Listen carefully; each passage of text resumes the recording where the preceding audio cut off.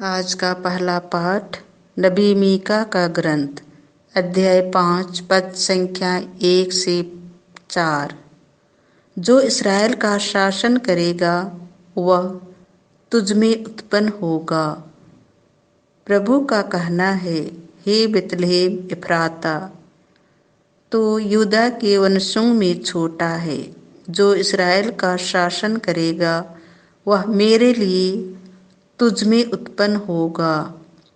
उसकी उत्पत्ति सुदूर अतीत में अत्यंत प्राचीन काल में हुई है। इसीलिए प्रभु उन्हें तब तक त्याग देगा जब तक उसकी माता प्रसव न करे। तब उसके बचे हुए भाई इस्राएल के लोगों से मिल जाएंगे। वह उठ खड़ा हो जाएगा। वह प्रभु के सामर्थ्य से तथा अपने ईश्वर के नाम के प्रताप से अपना झुंड चराएगा। वे सुरक्षा में जीवन बिताएंगे, क्योंकि वह देश के सीमांतों तक अपना शासन फैलाएगा और शांति बनाए रखेगा। यह प्रभु की वाणी है। आज का दूसरा पाठ इब्रानियों के नाम संत पौलुस का पत्र, अध्याय 10, पद संख्याएं 5 से 10। हे ईश्वर, मैं तेरी इच्छा पूरी करने आया हूँ। मसीह ने संसार में आकर यह कहा, तूने ना तो यज्ञ चाहा और न चढ़ावा, किंतु तूने मेरे लिए एक शरीर तैयार किया है।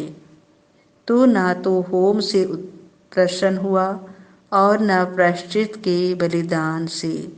इसीलिए मैंने कहा, हे ईश्वर, मैं तेरी इच्छा पूरी करने आया हूँ। जैसा कि धर्म ग्रंथ में मेरे विषय में लिखा हुआ है। मसीह ने पहले कहा, तू यज्ञ चढ़ावा होम अथवा प्रायश्चित का बलिदान नहीं चाहा। तू उनसे प्रसन्न नहीं हुआ। यद्यपि ये सब संहिता के अनुसार ही चढ़ाए जाते हैं। तब उन्होंने कहा, देख, मैं तेरी इच्छा पूरी करने आया हूँ। इस प्रकार वह पहली व्यवस्था को रद्द करते और दूसरी का प्रवर्तन करते हैं।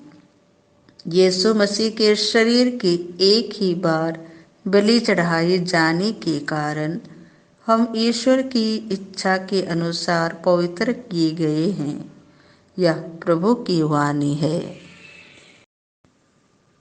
संत लुकस के अनुसार पवित्र सुसमाचार, अध्याय 1, पद संख्या 39 से 45। मुझे यह सौभाग्य कैसे मिला कि मेरे प्रभु की माता मेरे पास आई। उन दिनों मरियम पहाड़ी प्रदेश में यूदा के एक नगर के लिए शीघ्रता से चल पड़ी। उसने जकरियस के घर में प्रवेश कर एलिजाबेत का अभिवादन किया। ज्यों ही एलिजाबेत ने मरियम का अभिवादन सुना, बच्चा उसके गर्भ में उछल पड़ा और एलिजाबेत पवित्र आत्मा से परिपूर्ण हो गई। वह ऊंचे स्वर से बोल उठी, आप नारियों में धन्य हैं और धन्य है आपके गर्भ का फल। मुझे यह सौभाग्य कैसे प्राप्त हुआ कि मेरे प्रभु की माता मेरे पास आई, क्योंकि देखिए, ज्यों ही आपका प्रणाम मेरे कानों में पड़ा, बच्चा मेरे गर्भ में आनंद के मारे उछल पड़ा। और धन्य हैं आप जिन्होंने यह विश्वास किया कि प्रभु ने आपसे जो कहा वह पूरा हो जाएगा। यह प्रभु का सुसमाचार है।